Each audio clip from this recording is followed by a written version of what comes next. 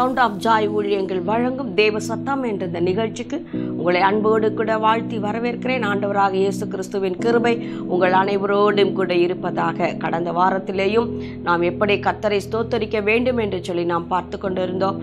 எந்தெந்த சூழ்நிலையிலே எப்படி எப்படி பழைய ஏற்பாட்டு பரிசுத்தவான்கள் கர்த்தரை ஸ்தோத்தரித்தார்கள், நாமும் எப்படி அந்த பாதையிலே ஸ்தோத்தரிக்க வேண்டும் என்று சொல்லி இந்த நாட்களிலும் கூட நாம் பார்க்கலாம். ஒவ்வொரு தேவ மனுஷர்களும் எப்படி கர்த்தரை ஸ்தோத்தரித்தார்கள் என்று சொல்லி நாம் பார்க்கலாமா? நாம் பார்த்தோம். யோபுவை பார்த்தோம், போன வாரத்திலே பார்த்தோம். கர்த்தர் கொடுத்தார், கர்த்தர் எடுத்தார், கர்த்தருடைய நாமத்திற்கு ஸ்தோத்திரம். அப்படித்தான் யோபு ஸ்தோத்தரித்ததை பார்த்தோம். ஆதியாகமம் 14வது அதிகாரம் 20வது வசனம் எடுத்து வாசித்து பாருங்கள். சத்துருக்களை ஒப்பு கொடுத்த தேவனுக்கு ஸ்தோத்திரம். ஆபிரகாம் அங்கு சொல்லுகிறார், சத்துருக்களை என்னுடைய கரத்திலே ஒப்பு கொடுத்த தேவனுக்கு ஸ்தோத்திரம். பாருங்க, நம்ம ஸ்தோத்திரம் எப்படி செலுத்தணும்ன்றத நாங்கள் கவனமாக நீங்க பார்த்து கொண்டே வாருங்க. ஏதோ சும்மா ஸ்தோத்திரம் ஸ்தோத்திரம் ஸ்தோத்திரம் ஸ்தோத்திரம் அப்படி அல்ல. கர்த்தரை ஸ்தோத்தரிப்பது உள்ளத்தின் ஆழத்திலிருந்து அந்த சூழ்நிலைகளுக்கு தகுந்ததை போல தேவன் நமக்கு செய்கிற காரியங்களை வைத்து நாம் கர்த்தரை ஸ்தோத்தரிக்க வேண்டும். அப்படி ஸ்தோத்தரிக்கும் பொழுதுதான் அந்த ஸ்தோத்திரத்திலே ஒரு மகிமை வெளிப்படும். பாருங்க, அப்பதான் அந்த மகிமையை நம்மால் ருசிக்க முடியும். பாருங்க எப்படிலாம் ஸ்தோத்தரிக்கிறாங்க பாருங்க. இப்போ ஆதியாகமம் 14:20 சத்துருக்களை எங்களுடைய கையிலே ஒப்பு கொடுத்த தேவனுக்கு ஸ்தோத்திரம். ஆதியாகமம் 24:27 அதையே தான் அங்கே சொல்லப்படுகிறது. சத்துருக்களை எங்கள் கரத்திலே ஒப்பு கொடுத்த தேவனுக்கு ஸ்தோத்திரம். யாத்ராகமம் 18:10 வாசித்து பாருங்க. எகிப்தியரின் கைக்கு, பார்வோனின் கைக்கு அவர்கள் கையின் கீழிருந்து விடுவித்த தேவனுக்கு ஸ்தோத்திரம். எங்களை விடுதலையாக்கின தேவனுக்கு ஸ்தோத்திரம். நம்ம எப்படி ஸ்தோத்திரிக்க வேண்டும்? ஆண்டவரே, இந்த உலகத்திலிருந்து எங்களை விடுதலையாக்கினீரே ஸ்தோத்திரம். பாவத்தின் குழியிலேருந்து எங்களை தூக்கி எடுத்தீங்களே ஸ்தோத்திரப்பா. விக்கிரக ஆராதனையிலே நான் வீழ்ந்து கடந்தாப்பா, என்னை தூக்கி எடுத்தீங்களே, விடுதலை கொடுத்தீங்களே ஸ்தோத்திரம்ப்பா. இருளில் இருந்தப்பா ஆண்டவரே, கார் இருள் என்னை மூடிக்கொண்டதுப்பா. ஆனால் உங்கள் கிருபையினால் வெளிச்சமாகிய தேவன் என் வாழ்க்கையில் வந்தீங்களே, என்னை தேடி வந்தீங்களே, என்னை தூக்கி எடுத்தீங்களே, சத்துருடைய கையிலுக்கு என்னை நீங்களாக்கி மீட்டீங்களே ஆண்டவரே, உமக்கு ஸ்தோத்திரம். பாருங்க எப்படி ஸ்தோத்தரிக்கணும் பாருங்க. அப்படி ஸ்தோத்தரிச்சு பாருங்களேன், உங்கள் உள்ளத்தில் இருந்து ஜீவ நதி புறப்படும். பாருங்க, ஒரு அன்பு புறப்படும், தேவன் மேல ஒரு அன்பு புறப்படும். அதனால்தான் தாவீது சொல்லுகிறான், அனு தினமும் இந்த ரட்சிப்பின் பாத்திரத்தை என் கரத்தில் ஏந்தி கர்த்தரை துதிப்பேன். டெய்லி அந்த ரட்சிப்பை நீங்க நினைச்சு பாருங்க. அங்க எப்படி எந்த சூழ்நிலையிலும் கடந்து வருகிற ஒவ்வொரு சூழ்நிலை எதை நினைக்க வேண்டும்? தேவன் நம்ம ரட்சித்தார் பாருங்க, அந்த சூழ்நிலையை நாம் நினைக்க வேண்டும். நான் என்னுடைய நாட்களிலும் கூட நான் அப்படித்தான் நினைப்பேன். எத்தனை போராட்டங்கள் வரும்பொழுது, பிரச்சனைகள் வரும்பொழுது, வேதனைகள் சூழ்ந்து கொள்ளும் பொழுது நான் நினைப்பேன், என்னை ரட்சித்த தேவனை நினைப்பேன், அந்த ரட்சித்த நாளை நான் நினைப்பேன். ஆகவே ஒன்றை நான் கண்டு கொண்ட, தேவன் என்னை ரட்சித்தாரே, இப்படிப்பட்ட சூழ்நிலையில் இருந்து தேவன் என்னை ரட்சித்தாரே, அந்த அன்பு எவ்வளவு பெரியது. அப்படியே நான் கர்த்தரை ஸ்தோத்தரிப்பேன். என் வாழ்க்கையில ஒரு வசனத்தை நான் மிகவும் அஸ்திபரமாக நான் வைத்திருக்கிறேன். ரோமர் 8:28 அன்றியும் அவருடைய தீர்மானத்தின்படி அழைக்கப்பட்ட தம்மால் தெரிந்து கொள்ளப்பட்டவர்களுக்கு சகலமும் நன்மைக்கு எதுவாகவே நடக்கிறது. ஒன்று நான் நினைச்சிருக்கேங்க, எது நடந்தாலும் சரி கர்த்தர் என் வாழ்க்கையில சகலமும் நன்மைக்கு எதுவாக தான் நடத்துகிறது. இதை நீங்க ஆழமாய் பற்றி பிடித்து கொண்டு பாருங்களேன். எந்த சூழ்நிலும் தேவனை முறுமுறுக்கவே மாட்டோம். எந்த சூழ்நிலும் தேவனை விட்டு நாம் போகவே மாட்டோம். எந்த சூழ்நிலும் அவருடைய அன்பை விட்டு நாம் போகவே முடியாது. அவருடைய அன்பை அந்த சூழ்நிலையில் நாம் ருசிக்க வேண்டுமானால் அந்த சூழ்நிலையை சொல்லி பாருங்க, இதையும் என் தேவன் நன்மைக்காகவே எனக்கு அனுமதித்திருக்கிறார் சொல்லி பாருங்க. சத்துரு வெட்கப்பட்டு ஓடி போவான். சீக்கிரமா நீங்க விடுதலை ஆயிடுவீங்க.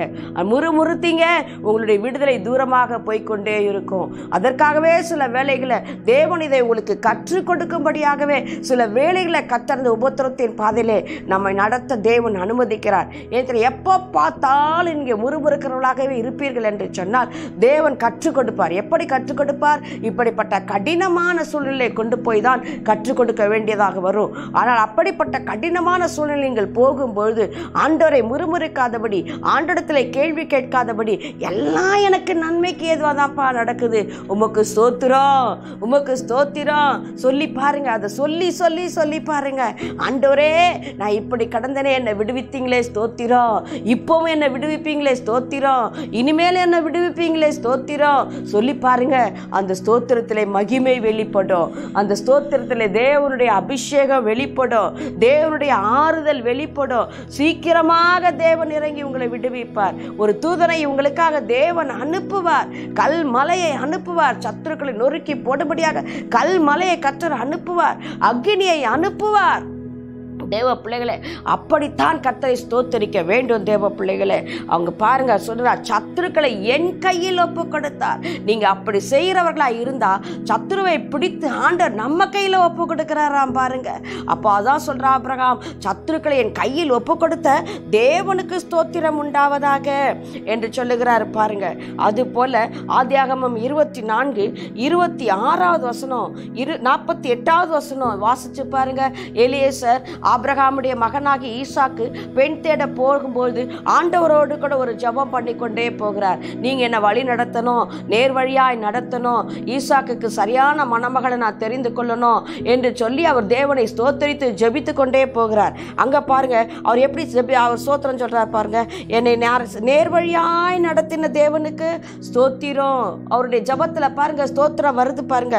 என்னை நேர் வழியாய் நடத்தி வந்த தேவனுக்கு ஸ்தோத்திரம். ஆதியாகமம் 24:26-48 வழி நடத்தின தேவனுக்கு ஸ்தோத்திரம், நேர்வழியாய் நடத்தின தேவனுக்கு ஸ்தோத்திரம். பாருங்க, அப்படிதான் நாம் என்ன செய்ய வேண்டும்? ஸ்தோத்தரிக்க வேண்டும். ரூத்து கிட்ட ஸ்தோத்தரிக்கிறாங்க பாருங்க. ரூத்து 4:14 அங்க ஸ்தோத்திரம் எப்படி வருது பாருங்க. நீ சுதந்திரவாளி இல்லாத இருந்த உனக்கு தேவன் சுதந்திரவாளியை கொடுத்து உனக்கு தயை செய்த கர்த்தருக்கு ஸ்தோத்திரம். ஆசீர்வாதம் இல்லாம இருந்த, சுதந்திரவாளி இல்லாம இருந்த, இனி சந்ததியே இல்லைன்னு இருந்த, அவ்வளவுதான், உன்னோட கூட அந்த சந்ததி முடிந்து போனது என்ற சூழ்நிலையில இருந்த. ஆனா ஆண்டவர் ரூத்தை கொண்டு வந்து அந்த மகள் மூலமாக உனக்கு ஒரு சந்ததியை கொடுத்து, சுதந்திரவாளியை கொடுத்து, உன் மடியில் அந்த சுதந்திரவாளியை கொடுத்து உன்னை மகிழ பண்ணாரே, அந்த தேவனுக்கு ஸ்தோத்திரம். தயவு செய்த தேவனுக்கு ஸ்தோத்திரம். ஸ்தோத்திரம் எப்படி செலுத்தணும் பாருங்க. தயவு செய்த தேவனுக்கு ஸ்தோத்திரம், நேர்வழியா நடத்தின தேவனுக்கு ஸ்தோத்திரம், சத்துருக்களின் கையிலே ஒப்பு கொடுத்த தேவனுக்கு ஸ்தோத்திரம். எஸ்ரா 7:27 சொல்றாரு பாருங்க. ராஜாவுடைய கண்களிலே எனக்கு தயவு கிடைக்க பண்ணின தேவனுக்கு ஸ்தோத்திரம். தேவாலயத்தை கட்டும்படியாக, தேவ ஜனங்களை சரி செய்யும்படியாக, தேவாலயத்தை கட்டும்படியாக ராஜாவுடைய கண்களில் எனக்கு தயவு கிடைத்தது. அப்படி தயவு கிடைக்க பண்ணின தேவனுக்கு ஸ்தோத்திரம். ராஜாவுக்கு நன்றி சொல்றதை விட, ராஜா செய்தார்னு சொல்றதை விட பாருங்க என்ன செய்யறாங்க பாருங்க. இன்னைக்கு மனுஷர்கள் ஒரு நன்மைகள் சிலர் நன்மை செஞ்சுட்டா போதும் அந்த மனிதர்களை சார்ந்து கொள்ளுகிறாங்க. ஆனா அந்த நன்மை செய்யும்படி அந்த மனிதரை அனுப்பினது யார்? கர்த்தர். அவர்கள் மூலமாக கர்த்தர் தான் தயவு பாராட்டினார். ஆகவே அவருக்கு நன்றி சொல்வதை விட்டுவிட்டு கொஞ்சம் யாராவது உதவி செஞ்சுட்டா போதும், அவங்களையே போய் சேர்த்து கொண்டு அவங்க கையிலேருந்தே கிடைக்குமா என்று சொல்லி அவங்கள பின்பற்றி போயிடுறாங்க. தேவ பிள்ளைகளே, ஆண்டவராகிய இயேசுவை தான் நாம் பின்பற்ற வேண்டும். தேவன் தான் நமக்கு உதவிகளை அனுப்பி தருகிறவர். தேவன் தான் நமக்கு தயவுகளை அனுப்பி தருகிறவர். நம்முடைய கண்கள் எப்பொழுதும் அவரையே பார்த்து கொண்டிருக்க வேண்டுமே தவிர, ஊழியக்காரர்கள் நமக்கு நன்மை செய்கிறார்கள், மற்றவர்கள் நமக்கு நன்மை செய்கிறார்கள், அங்கே போனால் நமக்கு நன்மை கிடைக்கும், இங்கே போனால் நமக்கு நன்மை கிடைக்கும் என்று எங்கும் போகாதிருங்கள். அது தேவனுக்கு பிரியமானது அல்ல. எல்லா சூழ்நிலையிலும் தேவனுடைய கரத்திலிருந்தே நமக்கு நன்மை வர வேண்டும் என்று சொல்லி தேவனையே நாம் பார்த்து கொண்டிருக்க வேண்டும். தேவ பிள்ளைகளே, அப்படி நீங்கள் இருந்து கர்த்தரை ஸ்தோத்தரிக்க வேண்டும். தயவு செய்த கர்த்தருக்கு ஸ்தோத்திரம். இங்க பாருங்க, 1 சாமுவேல் 25:39 அங்க சொல்ல பாருங்க.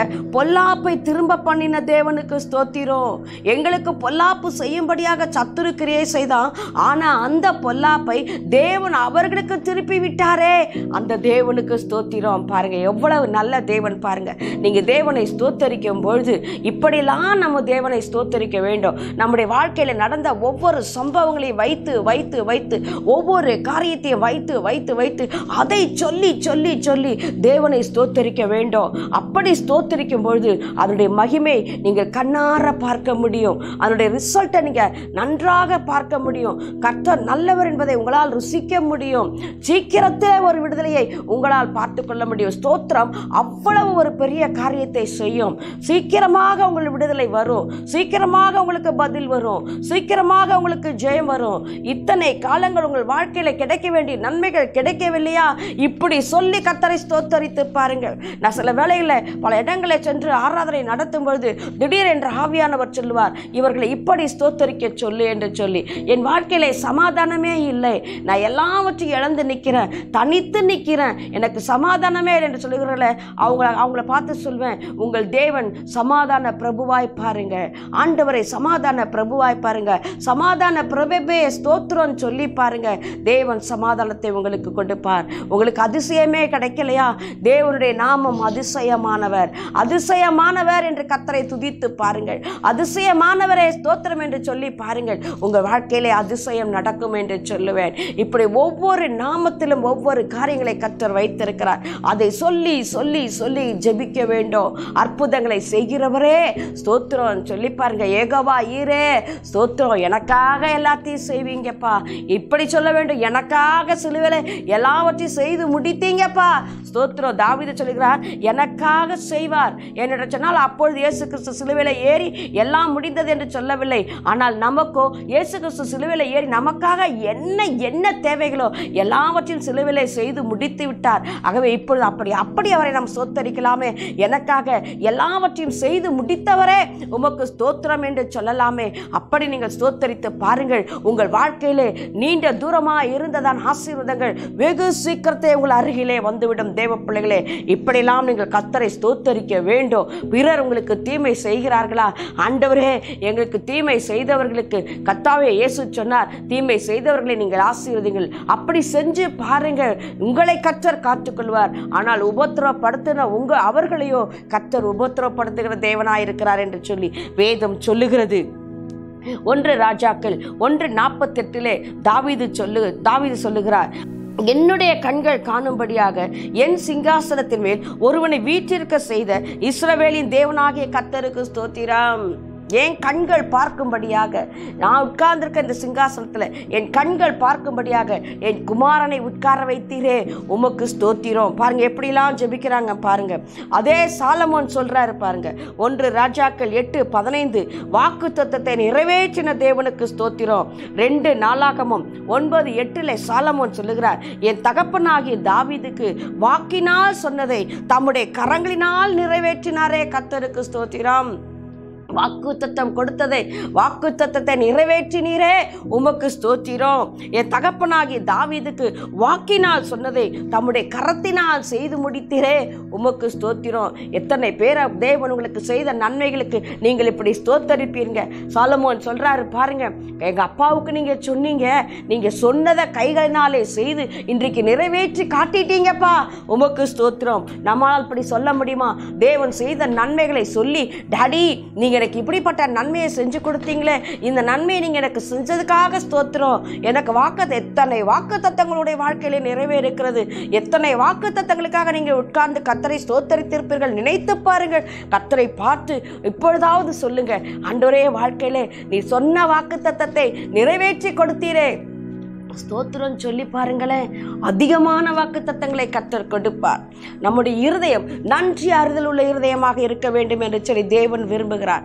நன்றி அறிதல் உள்ளவர்களாக. அதனால்தான் இயேசு கிறிஸ்து கிட்ட 10 குஷ்டரோகிகள் வர்றாங்க. ஆண்டவர் அங்கே எல்லாரையுமே குணமாக்கினார். போனாங்க. ஆனா யார் மாத்திரம் திரும்பி வந்தது?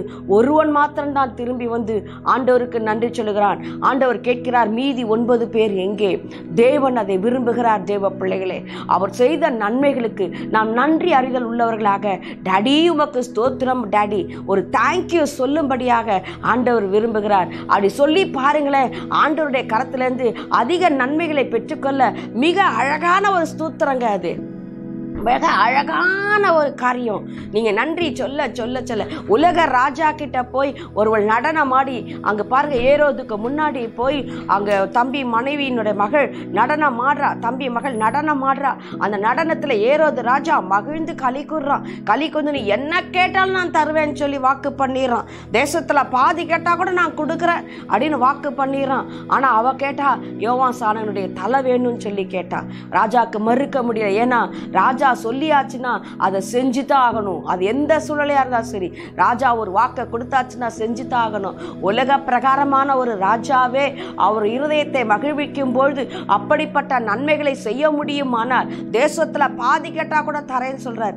அப்படி நன்மைகளை கொடுக்க முடியுமானால் நம்முடைய ராஜாதி ராஜாவுடைய இருதயத்தை நீங்கள் ஸ்தோத்தரிக்கும் பொழுது தேவன் உங்களுக்கு செய்த நன்மைகளை நினைத்து உள்ளத்தின் ஆழத்திலிருந்து கர்த்தரை நீங்கள் ஸ்தோத்தரிக்கும் பொழுது அதிகமான நன்மைகளை தேவன் உங்களுக்கு கொடுப்பாரா. சொல்லுவார், தேசத்துல பாதி வேண்டுமா, நான் உனக்கு கொடுக்கிறேன், உனக்கு என்ன வேணும் கேள், நான் உனக்கு தருகிறேன் என்று சொல்லி ஆண்டவர் உங்கள் அருகிலே வந்து உங்களை ஆசீர்வதிக்கிற ஒரு தேவனாக இருக்கிறார். ஆகவே நாம் எப்படி கர்த்தரை ஸ்தோத்தரிக்க வேண்டும்? உம்முடைய வாக்கினால் நீ சொன்னதை கையினால் நிறைவேற்றினீரே தேவனே, உமக்கு ஸ்தோத்திரம் என்று சொல்லி நீங்கள் கர்த்தரை ஸ்தோத்தரிக்க வேண்டும். அல்லேலூயா. அங்க பாருங்க, 2 நாளாகமம் 20 அதிகாரத்தை நீங்கள் எடுத்து வாசித்து பாருங்க. யோசபாத்துக்கு விரோதமாக ராஜாக்கள் கூட்டம் கூடி வந்து அங்கு விரோதமாய் யுத்தம் செய்ய வரும்பொழுது யோசேப்பு ராஜா அங்கு முழுவதும் இஸ்ரவேல் முழுவதும் அவர் யூதா குலத்துக்கு முழுவதும் உபவாசத்தை கூறுவித்து பெரியோர் முதல் சிறியோர் வரைக்கும் எல்லாரும் தேவனுடைய பட்சத்திலே வந்து உபவாசிக்கிறாங்க, ஜெபிக்கிறாங்க, ஆண்டவரை நோக்கி பார்க்கிறாங்க, தேவன் செய்த நன்மைகளை சொல்லி அங்கு துதிக்கிறாங்க.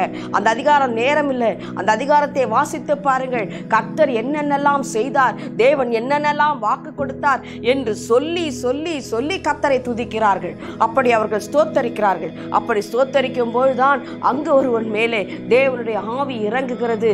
அவன் தீர்க்க தரிசனம் சொல்லுகிறான், யூதாவை முன்பாக நிறுத்து, பாடி துதிக்கிறவனை முன்பாக நிறுத்து, யுத்தம் பெரிய யுத்தம். ஆனா அந்த யுத்தத்துக்கு முன்னாடி கர்த்தர் சொல்றாரு, பாடி துதிக்கிறவனை நிறுத்துப்பா, யுத்தம் என்னுடையது. தேவ பிள்ளைகளே, உங்களுக்கு விரோதமாக சத்துரு எவ்வளவு வெள்ளம் போல வந்தாலும் பரவாயில்லை, எப்படிப்பட்ட சூழ்நிலைகளை வந்தாலும் பரவாயில்லை, உங்களை சுற்றி சூழ நெருங்கி இருந்தாலும் பரவாயில்லை, துர்ச்சன்ன பிரவாகம் உங்களை வளைந்து கொண்டாலும் பரவாயில்லை, அந்த சூழ்நிலையிலும் நீங்கள் கர்த்தரை நோக்கி பார்த்து கர்த்தரை துதிப்பீர்களானால், அந்த யூதாவின் ஆவி உங்களுக்குள்ளே இருக்குமானால், யூத சிங்கமாகிய இயேசு கிறிஸ்துவின் ஆவி எல்லாவற்றிலும் கர்த்தரை ஸ்தோத்தரித்தாரே, எல்லாவற்றிலும் கர்த்தரை துதித்தாரே, அப்படிப்பட்ட கிறிஸ்துவின் ஆவி உங்களுக்குள்ளே இருக்குமானால், அந்த சூழ்நிலையிலும் நீங்கள் தேவனை நோக்கி பார்த்து கர்த்தரை ஸ்தோத்தரிக்கும் பொழுது, அவர் சொன்னதான வாக்குத்தத்தங்களை சொல்லி ஸ்தோத்தரிக்கும் பொழுது, அவர் செய்த நன்மைகளை சொல்லி ஸ்தோத்தரிக்கும் பொழுது, தேவன் வெகு சீக்கிரத்தில் உங்களுக்கு விடுதலை கொடுப்பது மாத்திரமல்ல, நன்மைகளால் நிரப்ப தேவன் உண்மையுள்ளவராய் இருக்கிறார். அந்த சூழ்நிலை பாருங்க, எல்லாரும் கூடி அங்க யூதா முன்பாக நின்று துதிக்கிறாங்க. 2 நாளாகமம் 20வது அதிகாரம் 22வது வசனம், துதி செய்ய தொடங்கின உடனே அங்க பாருங்க, ஒருவருக்கு விரோதமாய் ஒருவர் எழும்பி ஒருவரை ஒருவர் தாங்களே விட்டு ஒருவன் மீதம் இல்லாதபடி மடிந்து போகிறார்கள் என்று வாசிக்க முடிகிறது. ஃபாதர் அழகா சொன்னாங்க, இந்த ஆண்டு 2022 2 நாளாகமம் 2022 நீ பாடி துதி, ஒருவனை ஒருவன் வெட்டி கொள்வான் என்று ஃபாதர் பெர்க்மன் சொன்னாங்க. தீர்க்க தரிசனமாக தேவ பிள்ளைகளை, இந்த ஆண்டு யாரெல்லாம் கர்த்தரை துதிக்கிறீர்களோ, யாரெல்லாம் சூழ்நிலை மாறா இருக்கும் பொழுது கர்த்தரை நோக்கி பார்த்து துதிக்கிறீர்களோ, தேவனை ஆராதிக்கிறீர்களோ, கர்த்தரை ஸ்தோத்தரிக்க துதிக்க முன்னிடம் கொடுக்கிறீங்களோ, தெளிவாக கர்த்தரை ஸ்தோத்தரிக்கிறீர்களோ, அப்படி கருத்தோடு கூட, அதனால்தான் பவுல் சொல்லுகிறார், கருத்தோடு கூட விண்ணப்பம் பண்ணுவேன், ஆவியோடு விண்ணப்பம் பண்ணுவேன், கருத்தோடும் பாடுவேன். அப்படி செய்யும் பொழுது, அந்த கருத்தோடு கூட அந்த ஆவியோடு கூட கர்த்தரை துதிக்கும் பொழுது, ஆராதிக்கும் பொழுது, பாடும் பொழுது தேவன் நம்மை விடுவிக்கிற தேவனாக இருக்கிறார். அது மாத்திரமல்ல, அங்கே வாசிச்சு பாருங்க 26 3 நாள் கொள்ளையடிக்கிறாங்க. அந்த யுத்த பாளையத்தில் 3 நாள் கொள்ளையடிச்சிட்டு அங்கே பெராக்காவிலே கூடினார்கள். அங்கே கர்த்தருக்கு ஸ்தோத்திரம் செலுத்தினார்கள். ஜெயம் கொடுத்த தேவனுக்கு ஸ்தோத்திரம் கொடுக்கிறாங்க பாருங்க. ஜெயம் கொடுக்கிற தேவனுக்கு அங்கே ஸ்தோத்திரம் என்று சொல்லி கர்த்தருக்கு ஸ்தோத்திரம். பெரக்கா என்றாலே கர்த்தருக்கு ஸ்தோத்திரம். நாம் ஒருவர் சந்திக்கும் போது கர்த்தருக்கு ஸ்தோத்திரம்னு சொல்கிறோம். அதுக்கு அர்த்தம் என்ன? தேவன் என்னை மீட்டு கொண்டார், தேவன் என்னை விடுதலையாக்கினார், சத்துருக்களுடைய கையிலிருந்து விடுதலையாக்கினார், தேவன் என்னை ஆசீர்வதித்தார். ஆகவே ஒன்று கூடி கர்த்தருக்கு ஸ்தோத்திரம் என்று சொல்லுகிறோம். அதுபோல் சங்கீதம் 28:6, 31, 21 கர்த்தருக்கு ஸ்தோத்திரம், அவர் என் விண்ணப்பத்தின் சத்தத்தை கேட்டார். பாருங்க, ஸ்தோத்திரம் செய்யறத கருத்தோடு கூட செய்யணும். கர்த்தருக்கு ஸ்தோத்திரம், அவர் என் விண்ணப்பத்தின் சத்தத்தை கேட்டார். சங்கீதம் 31:21 அதிசயமாய் கிருபையை விளங்க பண்ணினபடினால் அவருக்கு ஸ்தோத்திரம். அவருடைய கிருபை என் மேல் விளங்க பண்ணினாரே, அதனால் கர்த்தருக்கு ஸ்தோத்திரம். 2 கொரிந்தியர் 4:15 தேவனுடைய மகிமை விளங்குவதற்கு ஏதுவாக அநேகருடைய ஸ்தோத்திரத்தினாலே கிருபை பெருகுகிறது. இங்க பெராக்காவிலே கூடி கர்த்தருக்கு ஸ்தோத்திரம் சொல்லும்பொழுது தேவ கிருபை அங்கு பெருகினது. அதே போல 2 கொரிந்தியர் 4:15 தேவனுடைய மகிமை விளங்குவதற்கு ஏதுவாக. எதுக்காக? தேவனுடைய மகிமை வெளிப்படுவதற்கு ஏதுவாக. எதுக்காக ஸ்தோத்திரம் சொல்லுறோம்? சபையில எதுக்கு கூடி வருகிறோம்? எல்லாரும் கூடி ஏன் கர்த்தரை ஸ்தோத்தரிக்கிறோம்? அன்றைக்கு 2 நாளாகமத்தில் நீங்க வாசிச்சு பார்த்தீங்கன்னா 5வது அதிகாரம் 17வது அதிகாரத்தில் வாசிச்சு பார்த்தீங்கன்னா தேவனை ஒன்று கூடி கர்த்தரை ஸ்தோத்தரிக்கிறாங்க, 1000 ஸ்தோத்திர பலி செலுத்துறாங்க. தேவ மகிமை அங்கு இறங்குகிறது. தேவ மகிமை உங்க வாழ்க்கையில விளங்க வேண்டும் என்றால், தேவ மகிமை நீங்கள் ருசிக்க வேண்டும் என்றால், நீங்கள் எடுக்கிற எல்லா காரியங்களிலும் தேவனுடைய மகிமை இருக்க வேண்டும் என்று சொன்னால், நீங்கள் கர்த்தரை நோக்கி பார்க்கிறவர்களாக, கர்த்தரை ஸ்தோத்தரிக்கிறவர்களாக ஒன்று கூடி கர்த்தரை ஸ்தோத்தரிக்க. அதனால்தான் சபையிலே கூடி அநேகர் ஸ்தோத்தரிக்கும் போது கிருபை பெருகும். உங்க வாழ்க்கையில கிருபை இல்லையா? உங்க தொழில கிருபை இல்லையா? உங்க வியாதியில பலவீனமா? கிருபை வேணுமா? எல்லா காரியத்திலும் அவர் கிருபை இல்லைன்னா ஒண்ணுமே முடியாதுங்க. அவர் கிருபை இல்லைன்னா ஒன்றுமே செய்ய முடியாதுங்க. அவருடைய கிருபை நீங்கள் பெற்றுக்கொள்ள வேண்டுமா? இப்பொழுது நீங்க கர்த்தரை ஸ்தோத்தரிக்க ஆரம்பிங்க, அவரை துதிக்க ஆரம்பிங்க. அப்படி செய்யும்போது என்ன நடக்கும்? 1 ராஜாக்கள் 1:48 அப்படி செய்யும் பொழுது கர்த்தர் ஆளுகையை கொடுப்பார். நீங்க ஆள பிறந்தவர்கள், நீங்க கர்த்தரை ஸ்தோத்தரிக்கிற ஒரு ஆவி உள்ளவர்களாக இருந்தால் கர்த்தருக்கு ஸ்தோத்திரம். அங்கு நீங்க என்ன செய்வீங்க என்றால் ஆளுகை செய்வீர்கள். அது மாத்திரமல்ல, அந்த பார்த்தோம் 2 நாளாகமம் 20 தேவன் உங்களை ஐஸ்வர்யவானாய் மாற்றுகிறார். தரித்திரமாய் இருக்கிறீர்களா? கர்த்தரை ஸ்தோத்தரிங்க, கர்த்தரை துதிங்க, தேவனை ஆடி பாடி ஆராதிங்க. உங்க கடன் பிரச்சனை மாறும். கர்த்தர் எந்த விதத்திலேயாவது கர்த்தர் கடனை கொடுத்து உங்கள் வாழ்க்கையை மாற்றுவார். ஒரு நாளில் என்னுடைய மகள் வேலை போய்விட்டது. குடும்பமாக வந்து உட்கார்ந்து அழ ஆரம்பித்தாள். இனி நான் என்ன செய்வது? என் குடும்பத்தை நான் நடத்த வேண்டுமே, வேலை இல்லையே, என்ன செய்வது என்று சொல்லி அழுகும்பொழுது நான் சொன்னேன், அழுவதை முதலாவது நிறுத்து. உன் தேவன் யார் என்பதை நீ நினைத்துப்பார். உன்னை எப்படியெல்லாம் நடத்தினார் என்பதை நீ நினைத்துப்பார். நீ சிறு பிள்ளையா இருந்த பொழுது, ஆண்டவரை ஏற்றுக்கொண்ட பொழுது நீ ஒன்று கேட்டால் ஆண்டவர் எத்தனை உனக்கு கொடுத்தார், அதை எல்லாவற்றையும் நினைத்துப்பார். அப்படியெல்லாம் உன்னை நடத்தின தேவன் இன்றைக்கு உன்னை நடத்த வல்லமை உள்ளவராக தானே இருக்கிறார். அன்று நடத்தின தேவன் இன்று மரித்து விட்டாரா? ஆகவே அவரை நோக்கிப்பார், அவரிடத்திலே கேளு, நீ அவரிடத்திலே முழங்கால் படியிடு, நீ அவரிடத்திலே ஜெபி, நீ அவர் செய்த நன்மைகளாம் நினைத்து நினைத்து ஸ்தோத்திரி. அதை பின்பு பார் கர்த்தர் உன்னை எப்படி நடத்துகிறார் என்று. ஒரே பிரயாசப்பட்டுத்தான் உனக்கு வருமானம் வேண்டும் என்பது அல்ல. நீ முதலாவது தேவ ராஜ்யத்தை தேடு, அவருக்கு நன்றி சொல்லு, அவரை ஸ்தோத்தரி, அவரை பாடு என்று சொன்னேன். என்ன நடந்தது தெரியுமா? அவளுக்கு மிகப்பெரிய ஆச்சரியம்.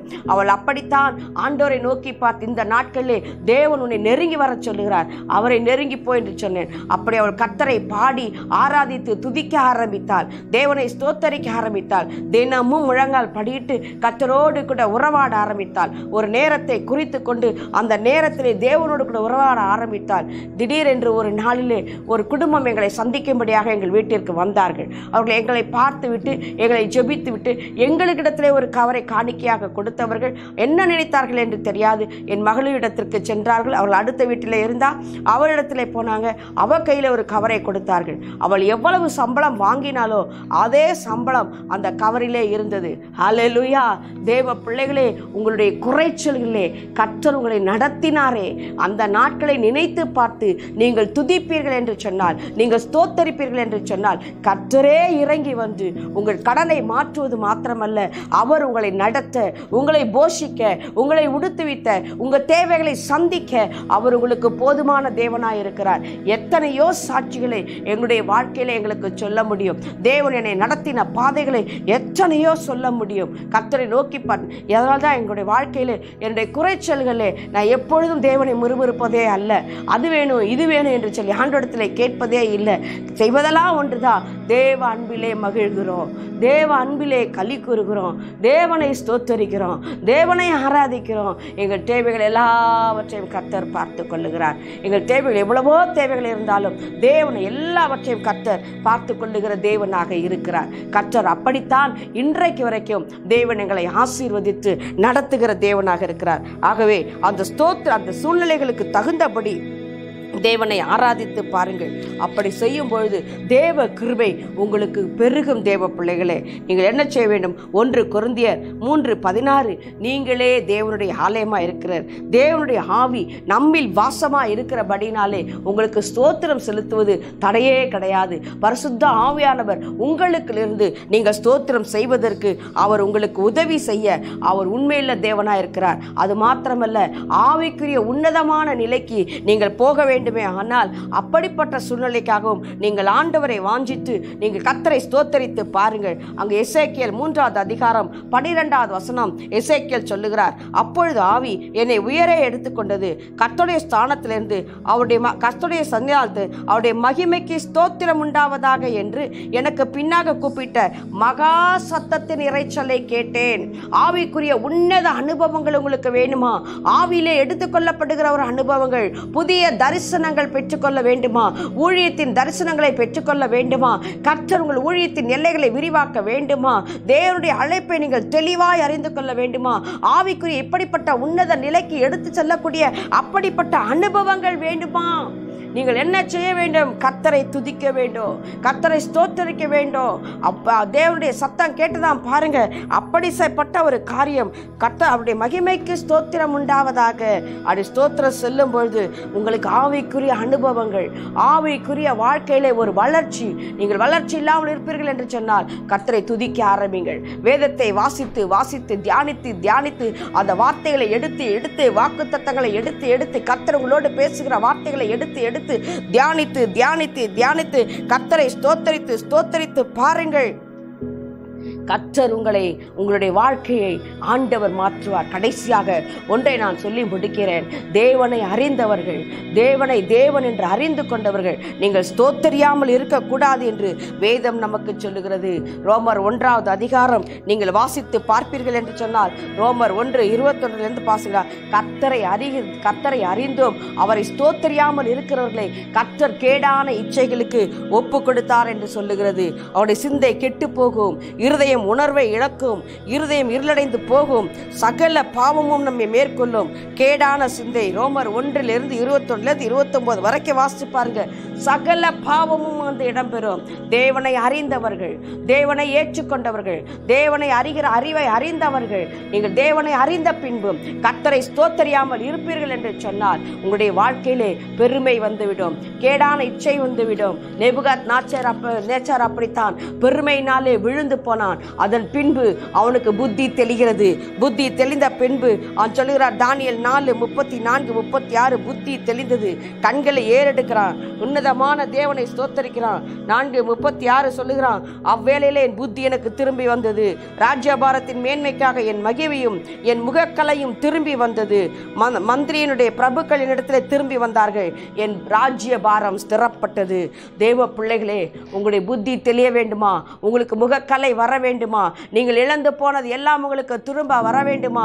உங்கள் ராஜ்யபாரம், இழந்து போன அதிகாரம், இழந்து போன வேலை, இழந்து போன தொழில், இவையெல்லாம் உங்களுக்கு திரும்ப வர வேண்டுமா? இழந்து போன அபிஷேகம், இழந்து போன தேவ பிரசன்னம், இழந்து போன கர்த்தருடைய அழைப்பு, இழந்து போன தரிசனம், இவையெல்லாம் நீங்கள் திரும்ப பெற்றுக்கொள்ள வேண்டுமே. ஆனால் கர்த்தரை இந்த நாளிலிருந்து ஸ்தோத்தரிக்க ஆரம்பியுங்கள், கர்த்தரை துதிக்க ஆரம்பியுங்கள். கர்த்தரோடு கூட உங்கள் ஆவி இணையட்டும். வேதத்தை வாசியுங்கள், தியானிங்கள், வாக்குத்தத்தங்களை எடுங்கள். கர்த்தர் உங்களுக்கு செய்த நன்மைகளை நினைத்து பார்த்து பார்த்து பார்த்து துதிக்க ஆரம்பியுங்கள், ஸ்தோத்தரிக்க ஆரம்பியுங்கள். எல்லாம் உங்களுக்கு திரும்ப கொண்டு வந்து கொடுக்கப்படும். தேவன் உங்களை ஆசீர்வதித்து உயர்த்துவார். தேசத்திலே உங்களை கொண்டு கர்த்தர் பெரிய காரியங்களை செய்வார். நீங்க கூடி ஆராதிக்க ஆராதிக்க, ஜெபிக்க ஜெபிக்க, ஸ்தோத்தரிக்க ஸ்தோத்தரிக்க தேசத்திலே ஆசீர்வாதம் வரும். தேசத்திலே தடைகள் மாறும். ஹல்லேலூயா. உம்மை துதிக்கிறோம் ஆண்டவரே, உம்மை ஸ்தோத்தரிக்கிறோம் ராஜா. உம்முடைய கரத்திலே எங்களை தாழ்த்துகிறோம். தேவனே, வேதத்திலே எப்படியெல்லாம் உம்மை ஸ்தோத்தரித்தார்களோ துதித்தார்களோ அப்படியே ஆண்டவரே எங்கள் வாழ்க்கையிலே நாங்கள் உம்மை ருசித்து உம்மை அறிந்து ஒவ்வொரு காரியங்களையும் நாங்கள் சொல்லி உமக்கு உண்மை உள்ளவர்களாக, இருதயத்திலே நன்றி உள்ளவர்களாக ஆண்டவரே உம்மை ஸ்தோத்தரிக்க, உம்மை துதிக்க, ஸ்தோத்திரம் செலுத்துகிறவன் என்னை மகிமைப்படுத்துகிறான் என்று சொன்னீரே ஆண்டவரே. என்னை மகிமைப்படுத்தும் எந்த ஸ்தானத்திலும் நானே வந்து அவனை ஆசீர்வதிப்பேன் என்று சொல்லியிருக்கிறீரே அப்பா. அநேக ஸ்தோத்திரத்தினாலே கிருபை பெருகும் என்று சொல்லியிருக்கிறீரே. ஸ்தோத்தரிப்பதான் தேவ சித்தம் என்று சொல்லியிருக்கிறீங்களே. ஸ்தோத்திரம் தான் உதடுகளின் கனின் பலின்னு சொல்லியிருக்கீங்களே. அந்த பலியில பிரியப்படுகிற தேவனா இருக்கிறீரே. எங்கள் வாழ்க்கை உமக்கு உகந்த காணிக்கையாக, ஜீவ பலியாக ஒப்பு கொடுக்கிறோம் ஐயா. எங்கள் வாழ்க்கை முழுவதும் எங்கள் வாயிலே துதி இருக்கட்டும் ஐயா. உம்மை உயர்த்துகிற துதி இருக்கட்டும். எங்கள் கைகளை இருபுறமும் கருக்குள்ள பட்டயமாகிய வேதம் எங்கள் கைகளில் இருக்கட்டும். இந்த கணம் பரிசுத்தவான்கள் யாவருக்கும் வந்திருக்கிறது என்று சொன்னீரே. அப்படி எங்களுடைய வாழ்க்கையை மாற்றும் ஆசீர்வதியும் இயேசு நாமத்தில் பிதாவே, ஆமென். தொடர்ந்து எங்களோடு கூட இணைந்திருங்கள். கர்த்தர் உங்களுக்கு செய்த நன்மைகளை எங்களோடு கூட தொடர்பு கொள்ளுங்கள். உங்களுக்காக நாங்கள் ஜெபிக்க காத்திருக்கிறோம். கர்த்தருடைய கிருபை உங்களோடு அனைவரோடு கூட இருப்பதாக. ஆமென்.